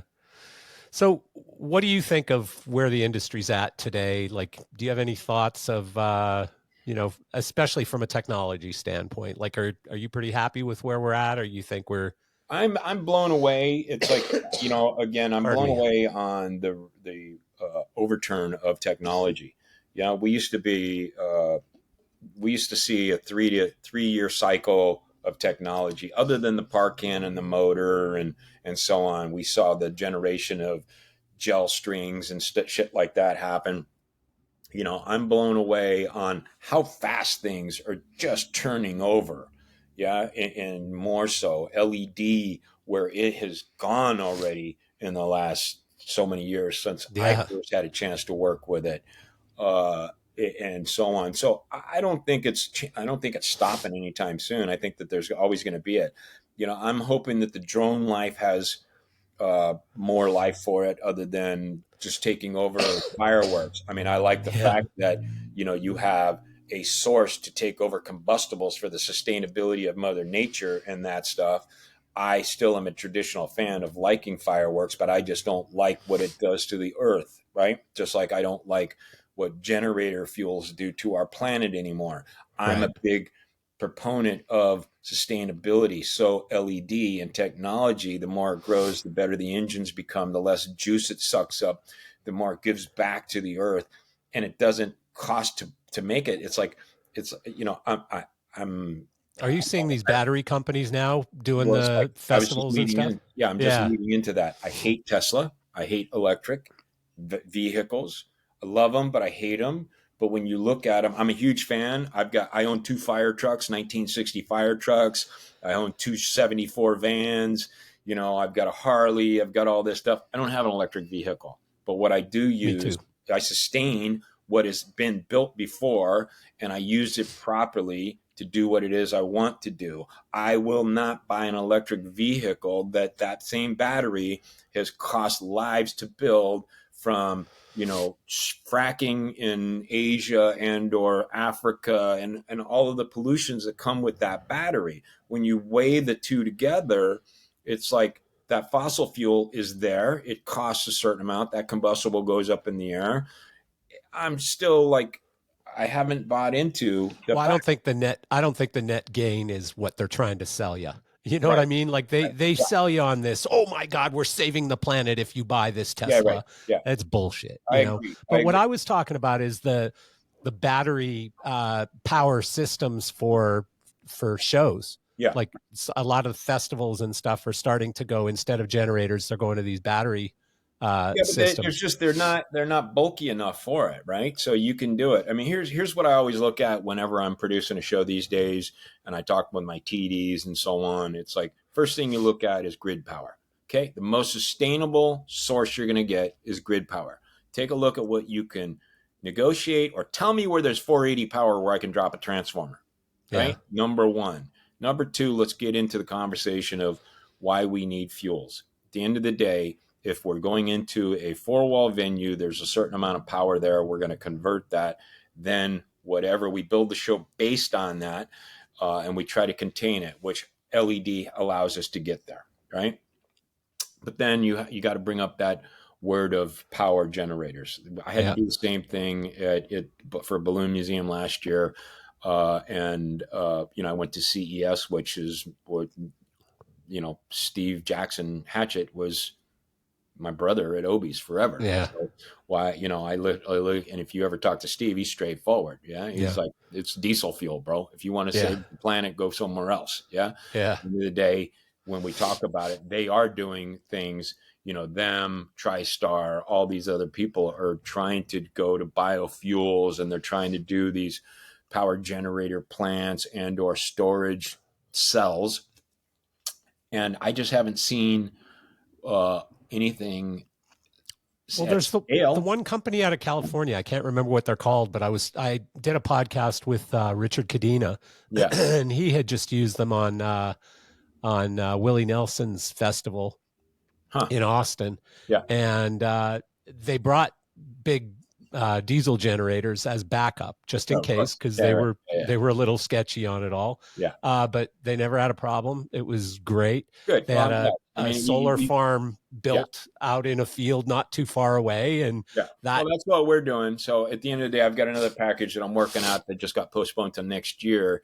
That it's a holiday seasonal thing, and we're going to end up doing our own solar farm. So ultimately, Yeah. they asked me, it's at a mall, and they asked me, what would you do? And I said, I would solar farm the rooftops of each one of these things. Yeah. Yeah. So that's it, because at the end of the day, I don't want to biofuels, and I don't want a diesel fuel if I don't have to. Now, the Yeah. cost of doing business is increased by X factor, right? Yeah. But in the long run, if you're doing a 3 to 5 year business plan, the returns will be greater for you there, and it'll be Yeah. greater returns for the planet, right? But That makes sense. that's not only power. We look at total production across the board. Yeah. And then I bring up the name Three Square, which is Jamie Knack's company, and she's a company that basically consults on all things sustainable. She's Al Gore's vocal and voice when it comes to sustainability. She is an amazing person. I met her in 2017 on Equilibrium up in Tahoe, which was produced by a good brother of mine, Anthony Randall, who I do a lot of productions with. And Anthony introduced me to her, and he has a company called Equilibrium, and he morphed it into Planet Home, where we ended up producing up at the Palace of Fine Arts in San Francisco as well. Introduced me to Jamie, and then Jamie basically was our sustainable police. Yeah. And when I was producing the sprint sessions or the 6 camera shoot of talent that we would bring in, and we would interview collectives of scientists and sports people and talk about impact and action. What's the impact and what's the action we can do to respond to that, things that we can do. This was a cliche world back in 17 where everybody was talking about it. Amy's one that actually does it, so she put me on a path on, when you need pallets, let's reuse old pallets, let's not buy new pallets, let's when you use different fluids, let's find the sustainable fluids that's better for Mother Earth when it gets recycled. When you're looking at adhesives, let's look at adhesives this way. So she gave me a Bible to this day, which is, I think it's United Nations 21-1 formula that they use. So we try to follow that, but we take it further. We're taking actions where we see a lot of this happening with the Live Nations and so on, say that they're going to do it, but then it doesn't end up really be doing it to a certain degree. And Right. I can't say for it 100% because I'm sure their efforts are in good faith. And I think it's only going to get better just as technology changes. So as sustainable, it's going to change. But at the end of the day, we're doing things a little different that ultimately we'll be able to talk about in about another 6 months. Well, the thing is, as you know, Michael, again, it's all incentive based, and you can't just the only incentive can't be to make somebody feel better about themselves or whatever, right? That's just not going to work up and down the line financially. Yeah. And so as costs come down, because I used to go through this, I had an LED company, and when we were approaching a large company to change out all their lighting to LED or whatever, the incentive had to be there. And fortunately, as time went on, the incentive became very good because, the stuff was paying for itself in less than a year, and then produced all kinds of savings over time. So you show them a 5-year model or whatever, and they go, wow, So I agree. So yeah, I mean, the incentive has to be there. And if there's incentive, I think you can get people to do almost anything. So it's just like everything else. Once it's on the market for a while, things, there's going to be more competition. There's going to be better property, better product, and so on. And they're going to get the actually tooling of it down to a reasonable cost. Same thing's happening, with the generators. They're getting the cells down better, then the actual output's going to be better. I mean, I did this, 10 years ago. I did a band of horses at the top of the Hollywood sign, and we couldn't take generators up there. And we had to shoot the band live, and I had to do battery cells, and it was all done through the cinema market, which only had these little suitcase battery packs that then I was using. I went to AC/DC Equipment Company, my brother Carlos, and I said, what's out there? What are the light sources? I need Kinos for that uplight, but everything else around it, I want LED. And oh, by the way, I've got a sound console that we're recording live sound. I need to power it all. We were successful on that. So if you ever have a chance to take a look at that, that was Band of Horses live at the Hollywood sign. That was all done with batteries. Yeah. And really? Band of Horses is pretty kick-ass band. So young director there, Brantley Gutierrez, who I worked on a bunch of Incubus projects with, asked me to do that. And, again, I was the production designer and art director, so I did the entire setting on it. And I ended up having to do the technical side of the background of it. Then that just came back from there. I had my son work on it and everybody else. And that was the first time that I literally went, you know what? There's an alternative to a generator. Yeah. Right? Yeah. And again, you're talking to a generator operator too. Yeah. But again, as long as the price gets down and the ability to deliver enough power within a reasonable size comes down, we've looked at it so many ways. I've looked at 40-foot containers with the top of them being solars, or a 40-foot container that had so many. We've done so many of these festivals where we've looked at it. The plans are there. The cost factor ends up being the major part, right? Yeah. And I don't want to do it just to do it. I want to do it so we can actually help this carbon footprint, the CO2e, man, it's just killing us. It's But killing our like you kids. said earlier, though, you do have to remember that, there are little kids without shoes on their feet Yep. digging this shit out of mines in Africa. And you'd have to remember that Well, stuff. it's going So, in the trash again somewhere. All right. So all of these yeah, solar panels and everything that we're doing now is still, it's like the scientists, again, I'm working with some people at MIT and so on this stuff through yeah. Anthony Randall and the organization of Planet Home. And so we constantly talk about this and we talk to individuals. We're going to be offering up consultation to this stuff, and we're doing educational stuff too. I don't know if I do things for in kind for kids of foundations as well, foster systems and so on, where I produce shows. So I'm Wow. a huge proponent of trying to find and or educate youth to throwing your can in the recyclable, and or when you're using power, do it. But dude, I go out there and as I try to preach some of this stuff today, and I don't like being a preacher, I still see the common waste that goes every day, and it makes me sick. Yeah. The problem is, though, most cities don't have the infrastructure. So even though they give you a blue bin and a green bin and a whatever bin, Yeah.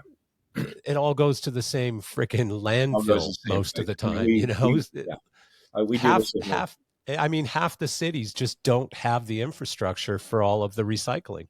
Yeah, my city, Or my or city the doesn't. or Yeah. the cost is so high Yeah. that it's just illogical. Like it doesn't make any sense. Yeah. So We here at our house, we separate, and then we take our cans and we separate the plastics and so on, try to make it as easy as possible. yeah. But in the end, we're still wasteful. We still try Yeah. to do our best, right? But we're Well, only one here person. where I'm at right now in Alberta, I still don't understand it because they have so many different colors of bins and stuff, and they have what do they call it? The not bio products, but basically like your Compost. banana peels and Yeah, it's stuff like that. compost. Yeah, it's compost. That's your Yeah. green. That's your green bin. Mm-hmm. Yeah, I mean they've got that. But they don't pick it up. So you literally have to go drive it to a facility and I'm like, how does that make sense? Well, then you make Like your own composting bin. If you're only there on vacation though. For how long are you in Alberta? no, I'm here for months. Oh, there you go. That's right. I'm here for months. Yeah, Beautiful. we stay here for the whole summer now. So Ah, awesome. Well, we yeah. compost. So I take all my banana peels and so on, go right out to the compost. They go to the garden, and then I try to have a green thumb. I'm a huge fan of uh, bonsais. Yeah, Oh wow, you and yeah, Tommy Lee.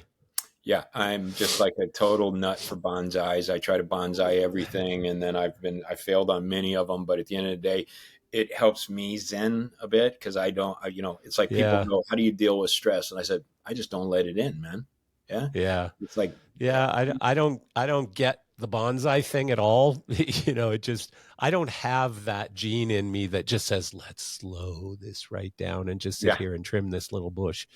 It just doesn't I just it like to it see doesn't. something grow, and that comes from the green thumb of my mom. Oh, And that's cool. I'm not 100% successful with it, but I love a challenge. And Yeah. I've spent a lot of money on some damn good bonsais and have lost Yeah. them. But at the And end of the screwed them day, up. Yeah. it's like, what did I Yeah. do for my birthday last week? I went and found a bougainvillea for $12 that I'm going to bonsai. Yeah, because I Oh, love that's cool. bougainvilleas I just like ornate, So weird so the things. bonsai isn't I this is how stupid I am.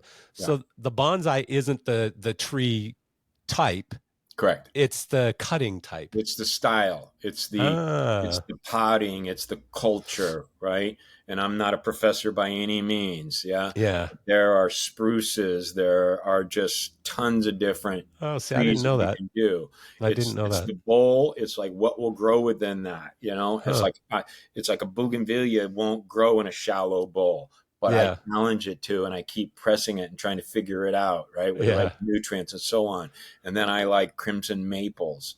Yeah, I've got Yeah. one that like I've killed a few of them over the years, and I've got one that has regrown this year, and it just like blows me away. And I'm like, So yeah. So how those do are you kill them? You just like over trim them you or whatever? overwater them or you underwater them, and then Oh, you're okay. either scorch them with the sun or they're not in the right shade, right? So there's so Right. many different things, and that's just amongst all the other challenges that I have between budgets Yeah. and ideas and concepts and decks than I've got Yeah. all my Yeah. plants outside. Yeah. You got these trees trying to Which I die love. as you're trying to make them And I got survive. 2 fire trucks that I'm renovating, and I've got Oh 2 my vans God. that I'm renovating. Oh my God. Yeah, yeah. Those fire trucks those are usually for really rich guys. Like I know a few rich guys that collect fire trucks and tractors. Farm tractors are Yeah, another one yeah. that rich guys like to collect. Well, I Speaking of rich guys, Don Carone is into yeah, fire trucks. really. Yeah, Yeah, well, he's speaking of got a rich bunch of guys, them. I was wealthy one time, and then I went through 2 divorces, lost 3 houses, and then I went through the pandemic after I'm with moving you. everything, literally Yeah. moving everything to Nashville, almost went bankrupt to come back to LA.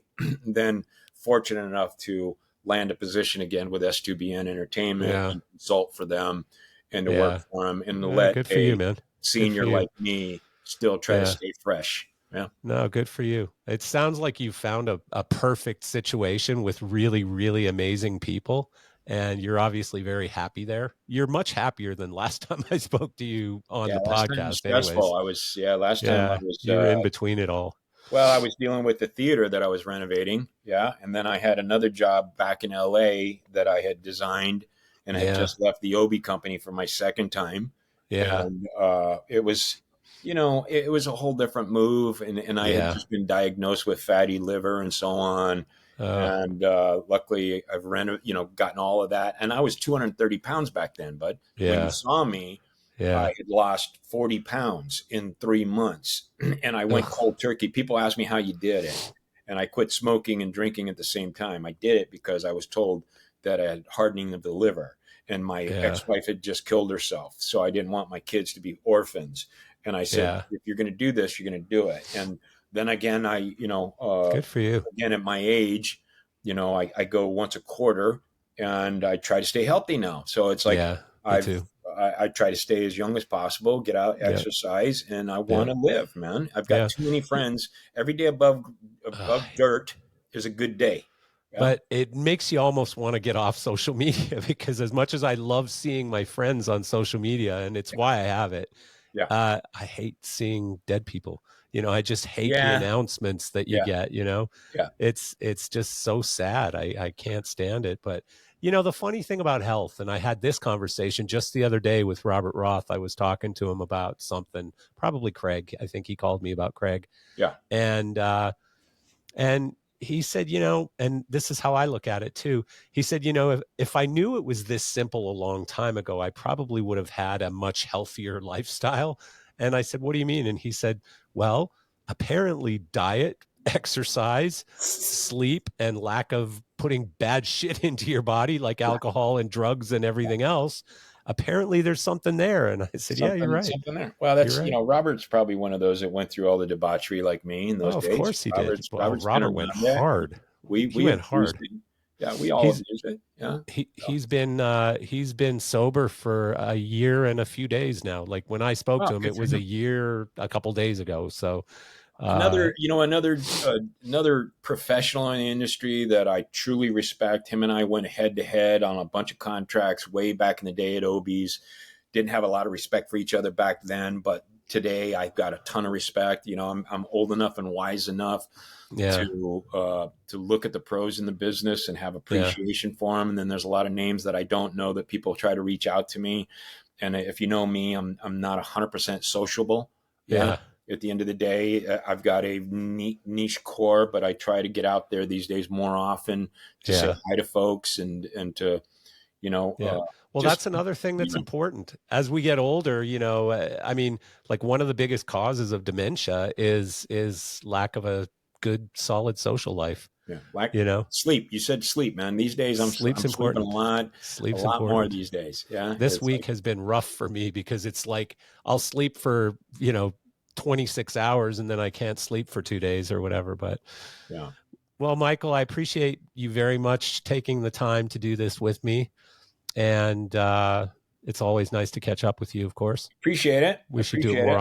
often. I want to end with saying some thank you to some folks. Yeah. Okay, you You go don't for it. mind. Well, you started with, Well, saying sorry for all the dead people, and now you're thanking people, so that's I want good. to, You're ending again, positive. yeah, and if you know me, I'm a storyteller. I've written and Yeah. directed, and I've done a lot of treatments, and I've been Yep. very, very fortunate in this business and in this world to meet people like yourself. You and I go back, I think, 38, 39 years now, Long bro. friggin' time. Yeah. Yeah. So Yeah. it's like, my relationship with you, I want to thank you very much for that. Your Oh, team geez. that you just helped me Likewise. with. Yeah, your team was amazing to help me, liquidate some of the properties that we just had on a package that didn't go 100%. And, Yeah. we needed to get rid of it. It took a while, but it got done and your team was pro about it. So I thank you for that. Yeah. There's people like Steve Jackson. Want to thank him big time. Yeah, Steve. When I first came to Obies, he was a shop manager back then, and he was so instrumental on a lot of people's lives, producing some amazing product going out of that office. Paul George, if people don't know, aka Ringo. Ringo, Yep. Paul George, amazing talent. He's his own creative producer in his own right. Left Obies many years ago. He's got a company called Gorilla Production out of Franklin, Tennessee. Good buddy of mine. And these are people I spent time on the road with. Yeah. So, Rigger, obviously Carlos Sandoval, one of my best friends out there. The Santana crew, designed Santana back in 2000. And that was, Santana and Clint came to me through Michael Kiefer and Dale Doucette. Michael Kiefer, a.k.a. Haas, if you don't know him, an amazing cat. Yeah. Yep. Dale, very talented. Dale, I would love to see you interview him at some point in time. Connect us. Yeah. Connect us. Dale has a great thing that he's got going on, up in his neck of the woods. Steve Lemon. Yeah. Steve Lemon, Amazing. I've known forever. Steve has been a tour director on multiple shows that I've been on, Aerosmith, and then him and I have worked on many things. Marty Fredrickson, the producer I mentioned to you, again, known him forever. If you guys don't know Marty Fredrickson, just look him up. And what the work he's done with Aerosmith and many other bands, Morris Wright, Jade Altman, Robert Altman's grandson, Jade, and Morris both were art directors for me on multiple accounts. Mark Romanek. Mark Romanek is one of the directors that helped make my career. Yeah. Yeah. Mark is like one of the top 2 directors in the world. I look at him and I look at Francis Lawrence that I've had a chance to work with on multiple campaigns.